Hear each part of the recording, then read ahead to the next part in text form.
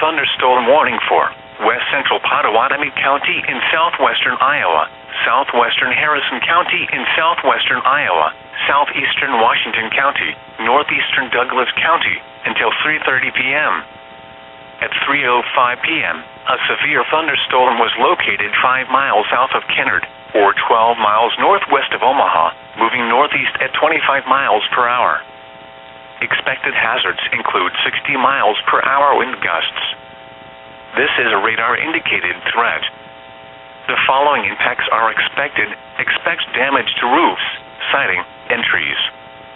Locations impacted include northern Omaha, Blair, Fort Calhoun, Kennard, Bennington, Washington, DeSoto Bend National Wildlife Refuge, and Wilson Island State Park. For your protection, move to an interior room on the lowest floor of a building. Repeating, a severe thunderstorm warning has been issued until 3:30 p.m. for the following counties in Nebraska, Douglas, and Washington, and the following counties in Iowa, Harrison, and Pottawattamie.